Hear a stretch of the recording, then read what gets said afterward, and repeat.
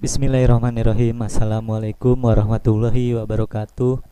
Ketemu lagi dengan saya Edi Sutisna di kelas menulis. Kita memasuki materi dasar penulisan ya teman-teman. Ini ilmu dasar dari penulisan, sangat mudah, gampang ya teman-teman. Bismillah. Menulis ialah kumpulan huruf menjadi kata ya. Huruf-huruf dikumpulkan terus dia menjadi kata.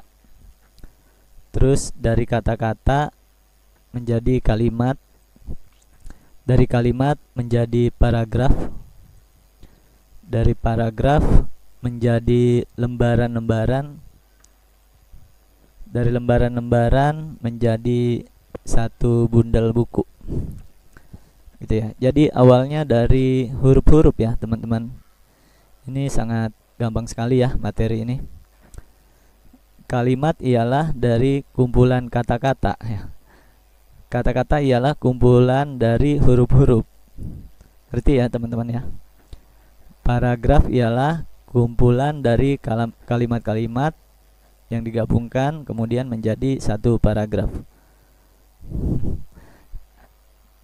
Dan lembaran-lembaran ialah kumpulan dari beberapa paragraf ya. Terus buku ialah kumpulan dari lembaran-lembaran. Coba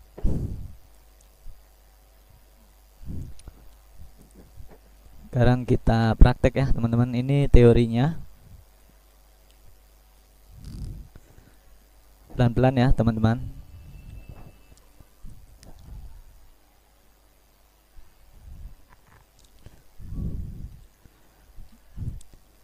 Huruf-huruf menjadi kata. Kita tahu ya teman-teman, huruf itu terdiri dari A, B, C, D, E, F, G, H, I,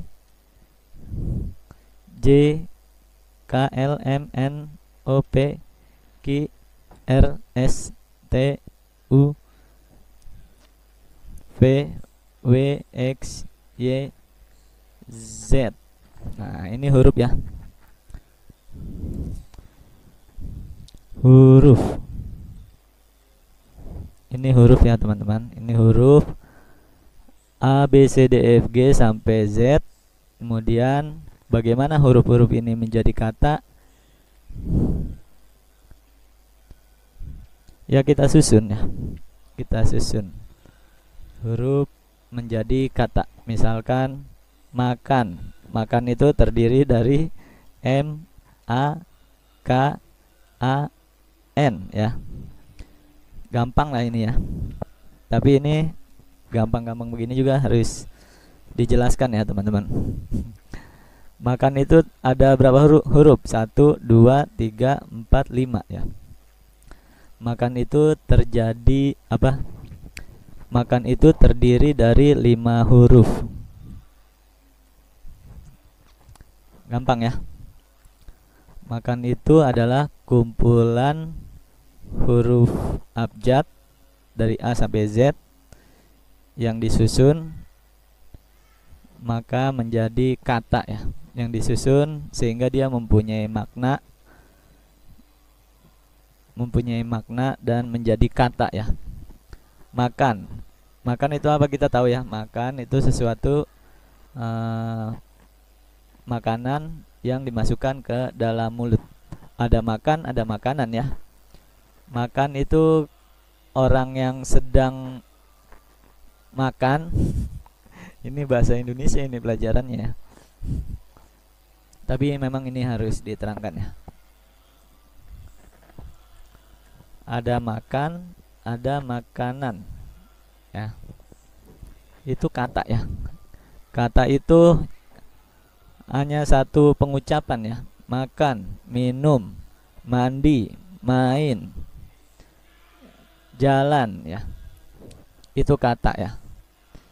Sekarang teman-teman sudah tahu ya, kata itu apa ya? kata itu adalah kumpulan dari huruf-huruf ya.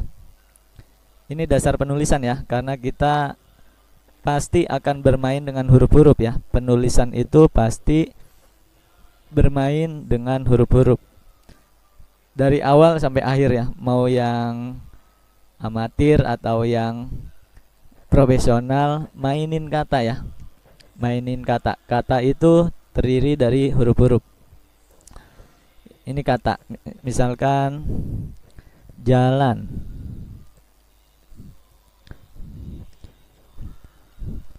Ya. Kata juga ada dibagi bermacam-macam ya, tapi saya tidak akan mengajarkan itu. Ada kata kerja, kata benda, kata sifat ya. Itu pelajaran bahasa ya. Kalau ini pelajaran menulis, kita harus taunya kata itu kumpulan dari huruf-huruf. Udah gitu aja. Kata itu kumpulan dari huruf-huruf. Sampai sini paham ya teman-teman? Kata. Terus kata apa lagi? Kata ngetik. Ngetik. Ngetik ya. Ngetik atau mengetik ya. Mengetik. Ada bahasa baku, ada bahasa yang tidak baku ya, tergantung pemakaian. Kalau untuk buku umum boleh memakai bahasa baku, boleh juga tidak baku. Misalkan ngetik. Saya sendiri dalam penulisan saya jarang menggunakan bahasa baku ya. Kalau bahasa baku itu untuk bahasa yang di sekolah ya. Di sekolah yang menggunakan EYD ya. EYD. Ejaan yang disempurnakan atau bahasa baku. Bahasa tidak bakunya ngetik, bahasa bakunya mengetik ya. Ini pelajaran dasar sekali, pelajaran waktu kita sekolah. Saya tidak mengajarkan bahasa baku dan bahasa yang tidak baku ya. Lama lagi nanti. Yang penting teman-teman harus tahu kata ya. Teman-teman harus tahu kata ya. Kata itu hanya satu ya, satu pengucapan. Misalkan jalan, jalan, atau berjalan, itu kata. Berjalan. Nulis, nulis, atau menulis.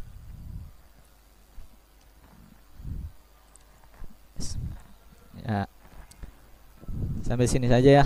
Sudah tahu ya teman-teman ya. Saya anggap sudah tahu karena ini pelajaran sangat dasar sekali ya. Harusnya teman-teman sudah mengerti. Mengertilah ya teman-teman ya. Saya tidak berpanjang-panjang.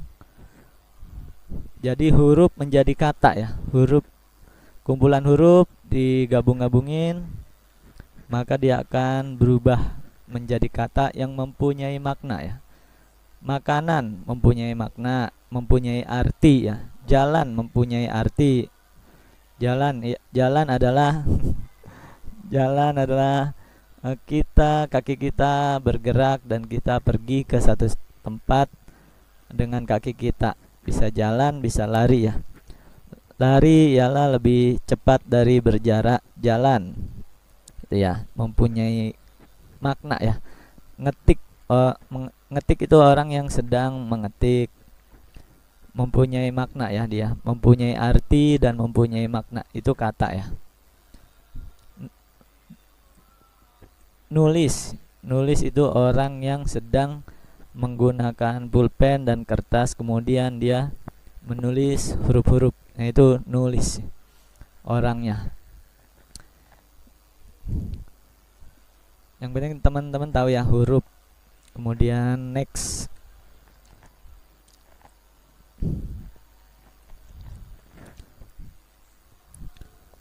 Huruf menjadi kata ya. Ini dasar penulisan, teman-teman sudah paham. Terus kata menjadi kalimat.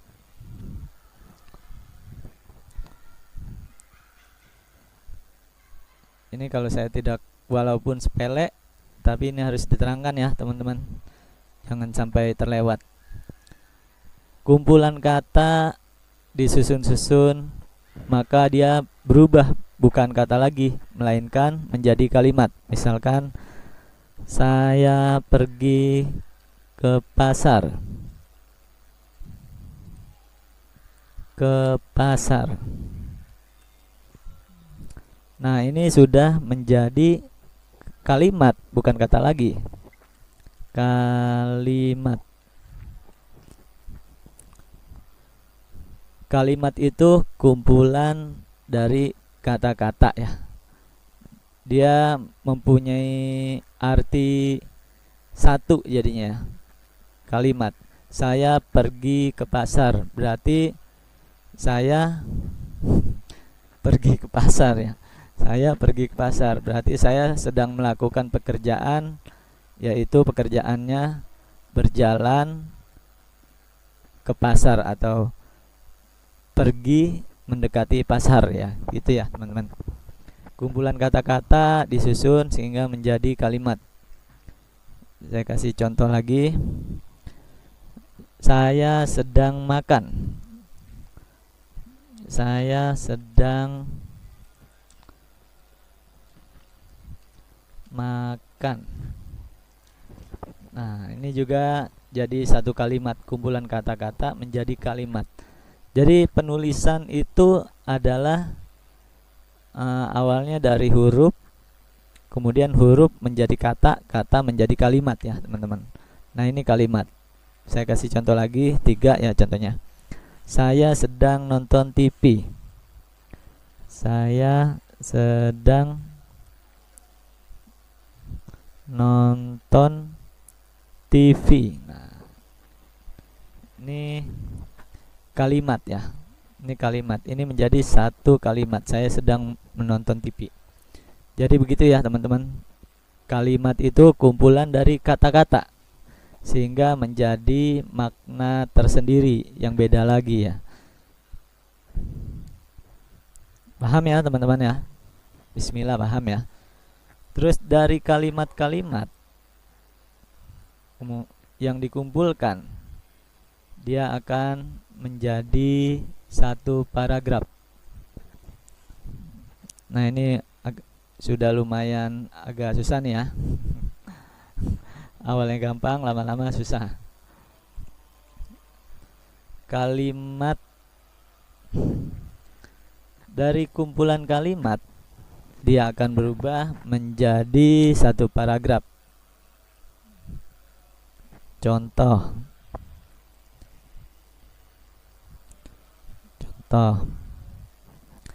Saya pergi ke pasar. Lalu saya makan di warung.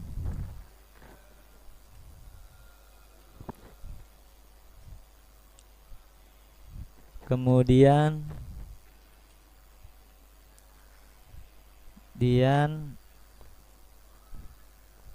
saya menonton TV. Nah, ini sudah menjadi satu kalimat ya teman-teman. Saya pergi ke pasar, lalu saya makan. Nah, ini harus disusun ya kalimat-kalimatnya sehingga menjadi paragraf yang sambung antara satu dengan yang lainnya ya, sehingga dia menjadi satu paragraf. Saya pergi ke pasar, lalu saya makan di warung dekat pasar pastinya ya. Kemudian saya menonton TV. Menonton TV-nya di pasar berarti ya. Nah, ini menjadi satu kalimat ya. Gitu ya teman-teman cara menulisnya. Saya pergi ke pasar, lalu saya makan di warung, kemudian saya menonton TV. Nah, itu sudah menjadi kalimat. Terus saya kasih contoh lagi. Apa ya? Ketika saya ini mikrofonnya ditaruh dulu ya biar ngetiknya cepet ya.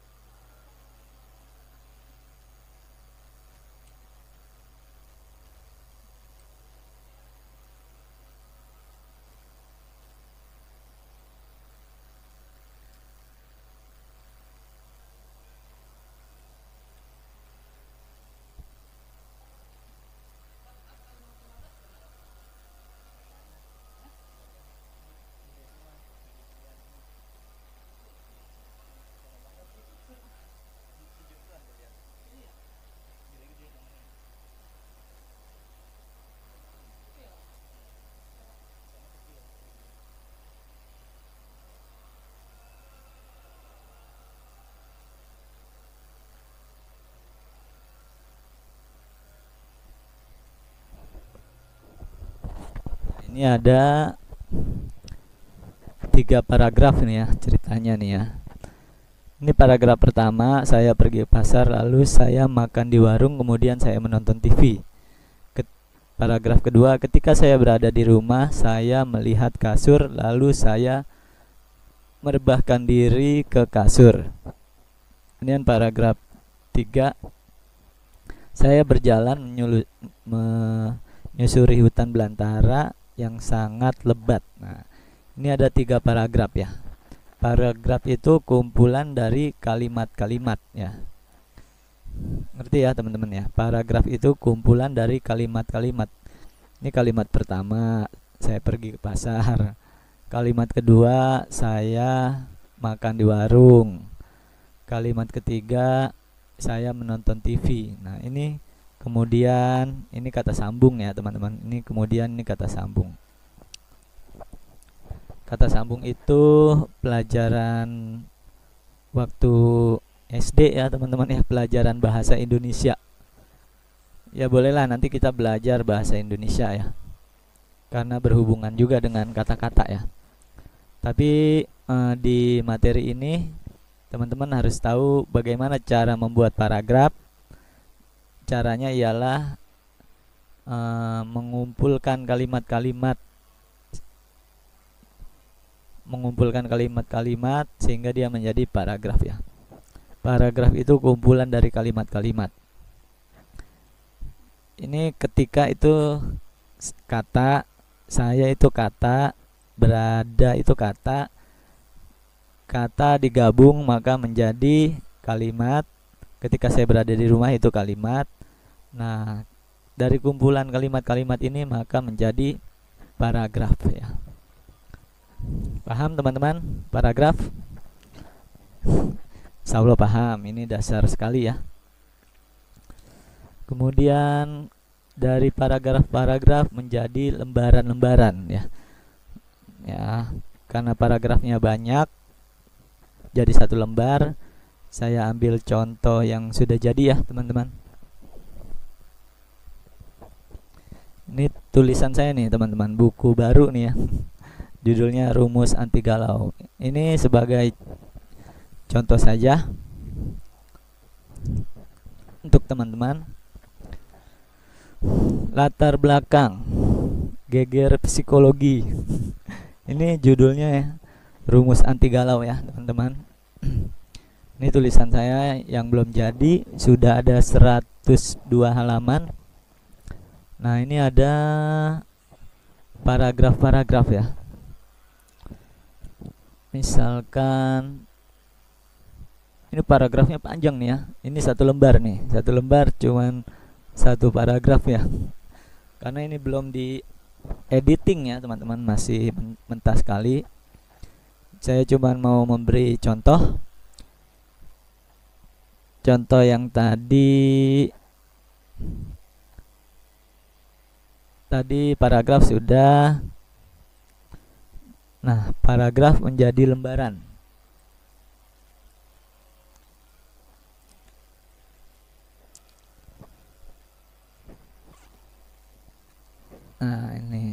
yang keempat.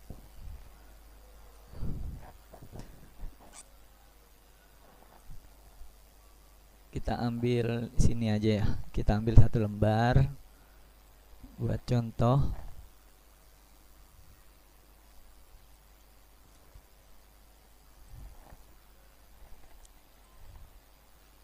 Wah, ini gede banget ya. Ini aja deh, nggak apa-apa. Nah, ini ada satu lembar. Kita baca ya, latar belakang. Ini harusnya ditebelin ke tengah.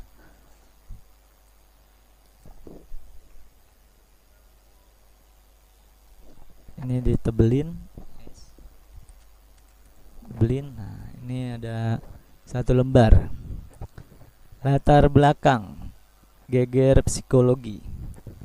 Lantai 3 Masjid Haram Kota Mekah sekitar 5 tahun yang lalu di bulan Ramadan menjelang fajar sebelum saya melakukan sholat Isra, karena dalam hadis dijelaskan barang siapa yang mengerjakan sholat subuh berjamaah lalu duduk berzikir sampai matahari terbit, kemudian mengerjakan sholat 2 rakaat, maka ia akan mendapatkan pahala haji dan umroh.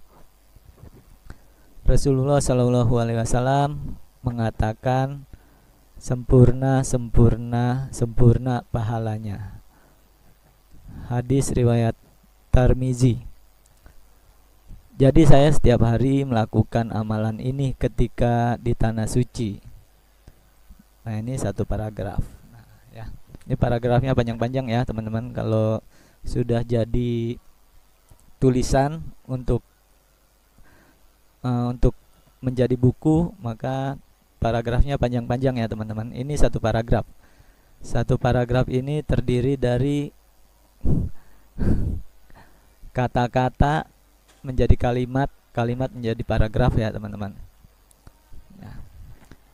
Lantai 3 Masjid Haram Kota Mekah sekitar 5 tahun yang lalu di bulan Ramadan.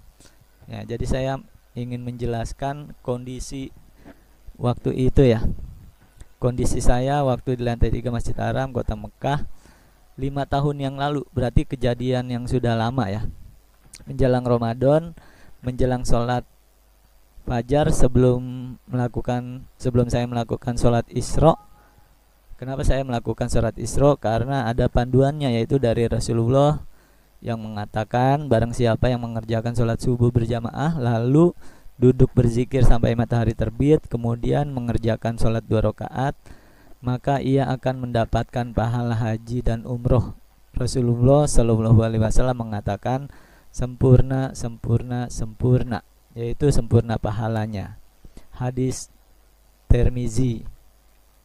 Jadi saya setiap hari melakukan amalan itu ketika di tanah suci. Nah, ini satu paragraf. Terus paragraf selanjutnya, sebelum saya melakukan sholat Isra, Isyraq dibaca Isra ya. Tiba-tiba jantung saya berdegup dengan kencangnya, dak dikduk. Nah, ini cara nulisnya begini ya, teman-teman, seperti orang yang sedang menceritakan kejadian real ya. Karena saya basic penulisannya dari kisah nyata ya, kebanyakan ya, teman-teman. Saya menulis kebanyakan dari kisah-kisah nyata yang saya alami. Jadi saya seperti orang yang sedang mengobrol sama pembaca saya ya. Sebelum saya melakukan sholat Isra, dibaca Isra, tiba-tiba jantung saya berdegup kencang, berdegup dengan kencangnya, dak dikduk, dak dikduk. Seluruh badan saya gemetaran, tidak bisa dikontrol. Mata saya berkunang-kunang. Nah, ini kan kalau kita baca ini aja kita sudah dapat merasakan ya, teman-teman, auranya ya. Nah, cara menulis gitu. Kalau kita menulis kita menulis juga dengan hati ya, teman-teman. Nanti kita belajar lah ya bagaimana cara menulis dengan hati. Jadi ketika orang membaca ini, dia ikut merasakan dak dikduk dak dikduk jantungnya juga ya. Seluruh badan saya gemetaran, tak bisa dikontrol. Mata saya berkunang-kunang. dan saya takut luar biasa. Posisi saya di lantai 3 Masjid Haram. Beberapa langkah di depan itu sudah langsung Ka'bah terlihat dari atas. Saya melihat sekeliling. Ini bisa ya, bisa satu paragraf lagi ya. Nah, ini jadi satu paragraf lagi bisa. Kemudian paragraf ketiga, saya melihat sekeliling. Saya perhatikan dengan detail. Saya takut tiba-tiba malaikat maut nongol secara nah, nongol ini bahasa yang gak baku ya teman-teman, bahasa yang tidak bagus. Seringnya saya memang menggunakan bahasa yang tidak baku. Ternyata laris ya. Ternyata laris. Jadi saya ketagihan.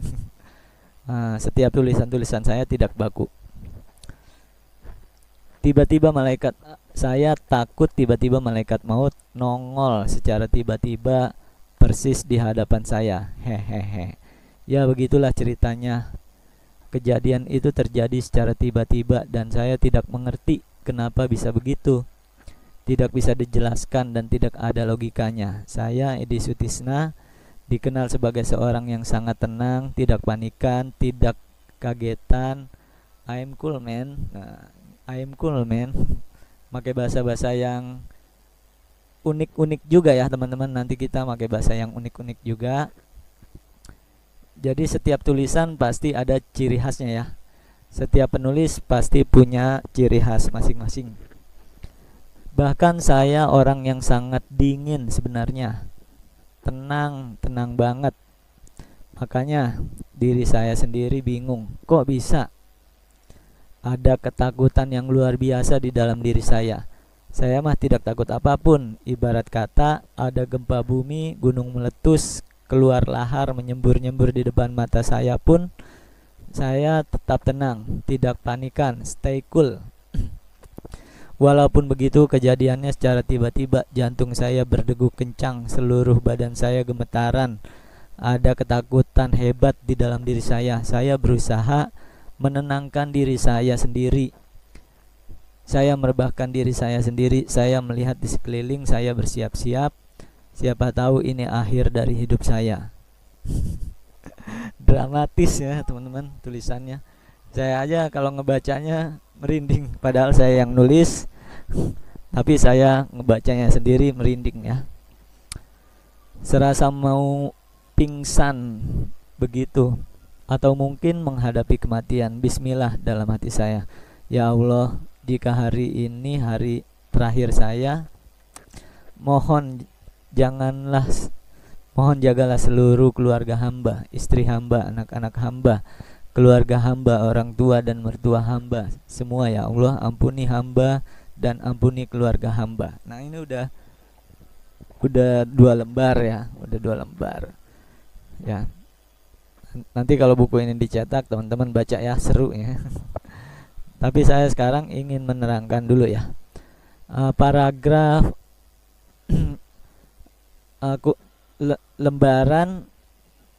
lembaran itu bisa terjadi dari kumpulan paragraf-paragraf. Ya tadi saya contohkan ini ada 2 lembar ya. Ini lembar pertama, ini lembar kedua. Terdiri dari 1, 2, 3 ya, 3 paragraf. Paragraf-paragraf menjadi lembaran-lembaran. 3 paragraf. 4. Yang lembaran keduanya ada 1, 2 paragraf ya teman-teman. Paragraf itu ini ya teman-teman ya. Paragraf itu dari sini ke sini. Ini 1 paragraf. Dari sini ke sini, ini 1 paragraf ya. Dari sini ke sini 1 paragraf, sehingga 3 paragraf itu menjadi 1 lembar ya. Gitu. Jadi teman-teman cicil paragraf-paragraf menjadi 1 lembar. Nah, kalau teman-teman sudah punya 1 lembar, 2 lembar, 3 lembar, 4 lembar, dikumpulin lama-lama menjadi 1 buku ya. Nah, ini ada 100 halaman ya. Berarti taruhlah 100 lembar ya. Satu buku ini baru 100 lembar. Nah, nanti kalau kita pengen bikin buku minimal ada 200 halaman ya, ada 200 lembar buku, ada 200 lembar minimal. Tapi standarnya untuk membuat buku itu 300 lembar ya, satu buku standarnya. Tapi minimal 200 halaman atau 200 lembar pun sudah bisa menjadi buku. Ada minimal lembarnya ya teman-teman kalau ingin membuat buku. Baik, di materi ini teman-teman sudah paham semua ya. Dasar penulisan itu dari huruf-huruf menjadi kata-kata. Jadi dari kata-kata dikumpulkan menjadi kalimat-kalimat. Dari kalimat-kalimat berkumpul menjadi satu paragraf. Dari paragraf-paragraf menjadi lembaran-lembaran ya, jadi satu lembar. Dari lembaran-lembaran menjadi satu buku gitu teman-teman. Dasar penulisannya. Baik, sampai di sini dulu ya teman-teman. Dasar penulisan ini masih ada materi lain lagi. Insya Allah besok lah ya. Insya Allah besok. Sekarang di sini dulu. Wah, besok pengen lockdown lagi, pengen PSBB nih besok nih. Jadi saya harus ngebut nih. Karena besok kantor saya tutup nih, Sabtu lah ya. Sabtu kantor saya tutup, ada PSBB. Saya harus ngebut nih ya.